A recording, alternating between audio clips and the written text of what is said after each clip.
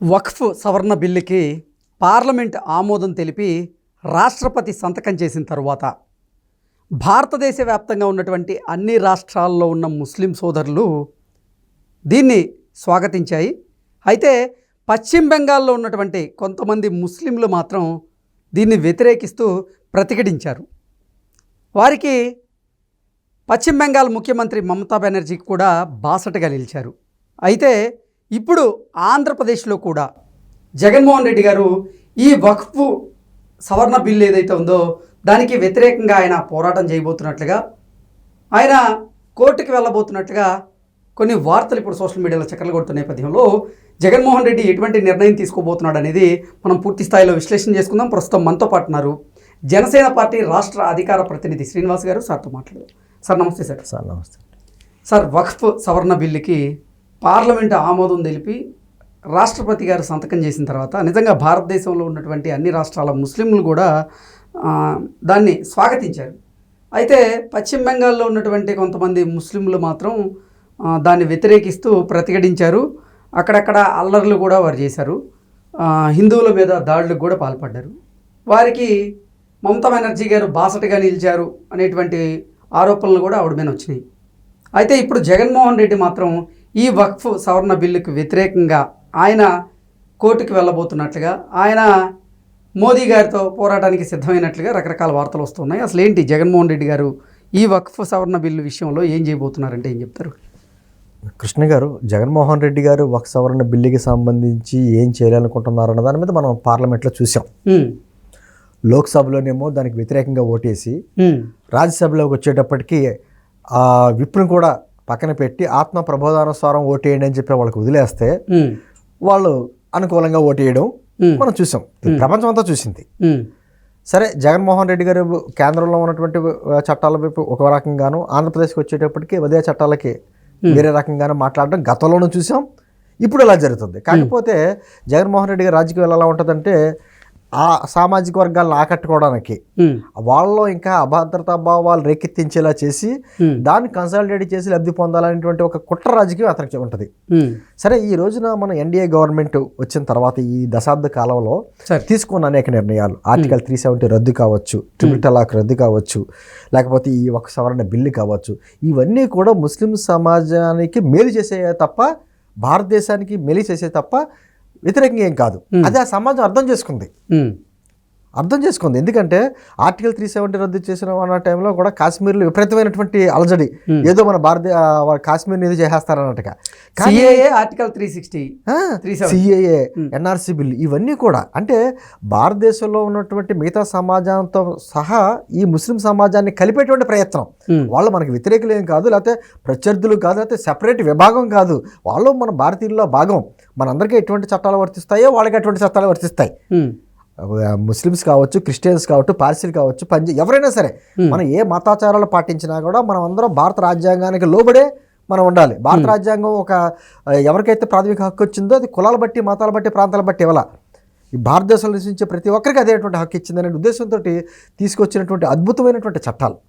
దాన్ని ముస్లిం సమాజం అంగీకరించింది. ట్రిపుల్ తలాక్ అన్నది రద్దు అన్నది పెద్ద సంచలనం. దాన్ని అంటే ముస్లింలో ఉన్న కొంతమంది మగవారు దాన్ని ఖండించినప్పటికీ ముస్లిం మహిళా సమాజం ఎత్తున అసలు ఎంత దారుణం అండి. ఎలా అంటే కేవలం వాళ్ళ చట్టాల్లో ఉన్నటువంటి ఆ లూప్ హోల్, అది ట్రిపుల్ తలాక్ రద్దు అనేటువంటిది ఆ మతాచారం అని చెప్పి పెట్టి ఆ మత పెద్దలు చెప్పిన దాన్ని బట్టి ఆ ముస్లిం సమాజంలో ఉన్నటువంటి మహిళలు ఎంత దారుణమైనటువంటి హింసకు గురయ్యారో మనం చూసాం. ఇక్కడ ఓల్డ్ సిటీ లాంటి కొన్ని ఏరియాల్లో చిన్న చిన్న పిల్లల్ని పెళ్ళిళ్ళు చేసుకోవడం, ఆ దుబాయ్కి అక్కడికి తీసుకెళ్ళడం, అక్కడేమో కొన్నాళ్ళు వాడుకున్న తర్వాత ఏమో తలాక్ అని వదిలేయడం, వాళ్ళు ఎటువంటి బానిసత్వంలో గడిపారు. అసలు ఎంత దారుణం అంటే అసలు కనీసం అలా ఒక మనుషులుగా కూడా గుర్తించాల. మరి అటువంటి చట్టాన్ని రద్దు చేసి ఒక ధైర్యమైనటువంటి స్టెప్ తీసుకుంది ఎన్డీఏ గవర్నమెంట్. ముస్లిం సమాజం హర్షించింది. ఉత్తరప్రదేశ్లో ఎక్కువ ముస్లిమ్స్ ఉంటారు. మరి మెజారిటీగా బీజేపీకి అనుకూలంగానే ఓటేశారు ఆ సమాజం అంతాను. అదేవిధంగా ఈ రోజున ఈ వక్ఫ్ సవరణ బిల్లుకి సంబంధించి దేశమంతా కూడా కొంతమంది అక్కడక్కడ అల్లర్లు చేసినా కూడా దేశంలో ఉన్నటువంటి ముస్లిం సమాజంలో అందరూ బయటకు వచ్చి హర్షోత్రేక వ్యక్తం పరిచారు. ఎందుకంటే నిన్న కాక నిన్నే అనుకుంటా మోదీ గారు కూడా ఒక ప్రసంగంలో అన్నాడైనా, నిజంగా వక్ఫ్ సవరణ బిల్లు అన్నది ముస్లిం సమాజానికి మేలు చేసేదే అయితే ఈనాటికి ముస్లిం యువకులు కార్ఖానాల్లోని లేకపోతే మోటార్ సైకిల్ షెడ్యూల్లోని వాటిలో పనిచేసుకుంటే పేదరిక జీవితం ఎందుకు అనుభవించాలి? కొన్ని లక్షల కోట్ల రూపాయలు ఒక ఆస్తులు ఉన్నాయి కదా, ఆ ఆస్తులన్నీ కూడా సమాజానికి కానీ ఉపయోగించుంటే ఈరోజు వాళ్ళంతా పేదరికలు ఎందుకు మగ్గాలి అనేటువంటిది నిన్న కూడా అన్నారైనా. కాకపోతే ఏమైతే వెస్ట్ బెంగాల్ రాజకీయాలకు వచ్చేటప్పటికి అది బంగ్లాదేశ్ బోర్డర్లో ఉంది. సార్ బెంగాల్ విభజన కూడా జరిగింది మనకి. నిన్న ఒక ముస్లింకి సంబంధించినటువంటి ఒక మత పెద్ద అంటాం, ఒక్క 10 నిమిషాల్లో అదంటే మాకు సమయం ఇస్తే బెంగాల్ని కూడా బంగ్లాదేశ్లో మార్చేస్తాం అనేటువంటి మాటలు మాట్లాడారు. అక్కడ ఏమైందంటే అక్కడ ఓటు బ్యాంక్ రాజకీయాలు నడుస్తున్నాయి. మెజారిటీ ముస్లిమ్స్ అక్కడ బెంగాల్ సరిహద్దుల్లోంచి బంగ్లాదేశ్ సరిహద్దుల్లోంచి బెంగాల్లోకి అడుగుపెట్టి అక్కడ భారతీయుల్లో కలిసిపోయి కొంతమంది రోహింగ్యాలు కొన్ని వేల మంది ఉన్నారు, లక్షలాది మంది ఉన్నారు. వాళ్ళకంతా కూడా ఆధార్ కార్డులు కానీ అవి కానీ సృష్టించుకుని ఇక్కడ అంటే భారతదేశంలో అల్లర్లు సృష్టించడానికి కూడా కారణమయ్యేటువంటి ఒక విద్వేష శక్తులు కూడా వచ్చేస్తున్నాయి. ఆ బోర్డర్ మీద దృష్టి పెట్టింది కేంద్ర ప్రభుత్వం. కాకపోతే ఏమవుతుందంటే ఈ ఓట్ బ్యాంక్ రాజకీయాల వలన మమతా బెనర్జీ గారు వాళ్ళందరికీ కూడా సపోర్ట్ చేయడం, ఆ వక్ఫ్ సవరణ బిల్లు ఏదైతే ఉందో మా రాష్ట్రంలో దాన్ని మేము అమలు చేయం అనేటువంటి మాటలు మాట్లాడడం అంటే మరి భారత రాజ్యాంగాన్ని ధిక్కరించినట్టు కదా. ఇప్పుడు ఉభయ సభలో పార్లమెంట్ సభలో ఆమోదించిన తర్వాత రాష్ట్రపతి సంతకం పెట్టిన తర్వాత చట్ట రూపంలోకి వచ్చిన తర్వాత ఖచ్చితంగా నువ్వు అమలు చేయాల్సిందే. నువ్వు భారతదేశంలో భాగం వెస్ట్ బెంగాల్ అంటే, నువ్వు ఎక్కడ పాకిస్తాన్లోనూ లేదా బంగ్లాదేశ్లో లేవు, ఖచ్చితంగా అమలుపరచాలి. కానీ అక్కడ ఆ ముస్లిం సామాజిక వర్గాన్ని మెప్పు గురించి ఆ ఓట్ బ్యాంక్ రాజకీయాల గురించి ఆ చట్ట సవరణను మేము ఒప్పుకోం, మా రాష్ట్రంలో అమలు చేయమనే మాటలు మాట్లాడడం. ఈరోజు అక్కడ ఏమైందంటే దాన్ని లీనియస్గా తీసుకుని అక్కడ కొంతమంది ముస్లిం సామాజిక వర్గానికి చెందినట్టు కొంతమంది, పాపం అందరూ చేయలేండి, ఆ కొంతమంది రోడ్ల మీదకి వచ్చి బస్సులు తగలబెట్టడం, హిందువుల మీద దాడులు చేయడం, హిందూ సమాజం కొన్ని ఊర్లలో అయితే హిందువులు అయితే బిక్కుమంటూ పోతా కొంతమంది ఒరిస్సా పక్క రాష్ట్రాలకి వలసలు వెళ్ళిపోతున్నారు. అసలు వారు భారతదేశంలో ఉన్నారా లేదంటే అసలు ఇంకెక్కడైనా ఉన్నారా? ఇప్పుడు ఎక్కడ లేదండి అటువంటి విధానం కానీ ఎక్కడా కూడా లేదు. అంటే అక్కడ ఏమంటే ప్రభుత్వం అల్లర్లు ఏమైనా ఉంటే అణచడానికి ప్రయత్నం చేయాలి, అక్కడ శాంతియుతమైన వాతావరణం చేయాలి. అది మానేసి చట్టానికి వ్యతిరేకంగా మాట్లాడడం, తర్వాత ఏమో వాళ్ళకి అనుకూలంగా మాట్లాడడంతో కూడా రెచ్చిపోయి చేస్తున్నారు. కోర్టు కూడా నిన్న స్పందించింది. అక్కడ ఏం జరుగుతుంది అసలు వెస్ట్ బెంగాల్లో ఒక నినాదం కూడా వచ్చింది, రాక్షస పాలన పోవాలి, రాష్ట్రపతి పాలన రావాలి అని అక్కడ ప్రజల్లో. అంటే అంత దుర్మార్గంగా వ్యవహరిస్తుంటే హిందువులు గతంలో అనేవారండి కాశ్మీర్లో పండిట్లు ఇతర రాష్ట్రాలకి వలసలు వెళ్ళిపోయేవారు అని చెప్పేసి అని. అటువంటి పరిస్థితి ఈ రోజున హిందువులకి వెస్ట్ బెంగాల్లో వస్తుంది. ఎందుకు రావాలి అంటే కేవలం ఏంటంటే మతపరమైన రాజకీయాలు.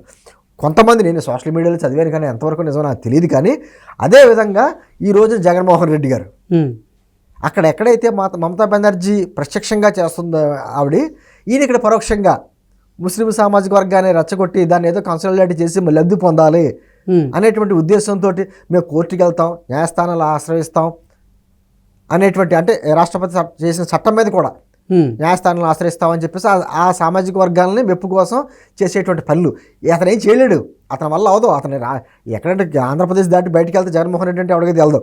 నేను అంటుంది కేవలం ఏంటంటే ఆ మత పెద్దలందరినీ కూర్చోబెట్టి మీ గురించి మేము ఏదో పోరాడుతున్నాం అనేటువంటి చెప్పుకుంటాకి మళ్ళీ ఎలక్షన్స్ వస్తే ఆ ఓట్ బ్యాంక్ కన్సల్టేట్ చేసుకునేటువంటి ప్రయత్నంలో భాగంగా అటువంటి రెచ్చగొట్టే పనులు అతను చేస్తున్నాడు. అతను చేసేది ఏమి ఉండదు. మన అనేక చట్టాల రూపంలో చూసాం కదా, కేంద్రంతో పోరాడుతూ ఉంటాడు వ్యవసాయ బిల్లులకి, అక్కడేమో ఆమోదం పెట్టాడు, ఇక్కడేమో పోరాడుతున్నాడు మాటలు చెప్తాడు. సిఏ బిల్లుకి ఎవరు పెట్టారంటే మద్దతు, ఎన్ఆర్సీ బిల్లుకి ఎవరు పెట్టాడు, జగన్మోహన్ రెడ్డి కదా మద్దతు చెప్పింది. మరి ఇక్కడికి వచ్చి మేము ముస్లింకి సామాజిక వర్గానికి అనుకూలంగా ఉన్నామని ఏ విధంగా మాట్లాడతాడు? నేను అంటుంది వాళ్ళలో ఏమైనా అనుమానాలు ఉంటే నివృత్తి చేయాలి అంతే తప్ప రాజకీయాల తర్వాత కృష్ణ గారు దేశానికి సంబంధించినటువంటి సమగ్రత విషయంలో రాజకీయాలకు అతీతంగా అందరూ ఏకతాటి మీద నిలబడకపోతే దేశ భద్రతకు భంగం కలుగుద్ది. అది మానేసి రాజకీయాలుగా ఓటు బ్యాంకు ఒక ఓటు వస్తే మనకి సీటు వస్తుంది కదనే ఉద్దేశంతో అటువంటి రాజకీయాలు చేస్తే దేశం విచ్ఛిన్నం అవుద్ది. కాబట్టి ఇటువంటి దేశ సంఘ విద్రోహ శక్తులు అంటే ఎక్కడో తుపాకులెట్టిని బాంబులెట్టి తిరగరు. ఇలాగే సమాజంలో చిచ్చుపెట్టే ఆలోచనలు ఉన్నటువంటి రాజకీయ నాయకులు కూడా సంఘ విద్రోహ శక్తులే. వీళ్ళందరినీ కట్టడి చేయవలసిన బాధ్యత కేంద్ర ప్రభుత్వం మీద ఉంది. నేనంటుంది ఖచ్చితంగా భారతదేశంలో ఎక్కడా లేనటువంటి పరిస్థితులు వెస్ట్ బెంగాల్లో ఉన్నాయి. కానీ కఠినమైన చర్యలు తీసుకోవాలి. అవసరం రాష్ట్రపతి పాలన అక్కడ విధించిన శాంతి భద్రతలు పెట్టకపోతే రేపు పొద్దున్నది హిందూ సమాజం అక్కడ బతికేటువంటి పరిస్థితులు లేవు, వలస వెళ్ళేటువంటి పరిస్థితులు వస్తాయి. అది దేశానికి కూడా మంచిది కాదు. Okay sir, thank you so much అండి.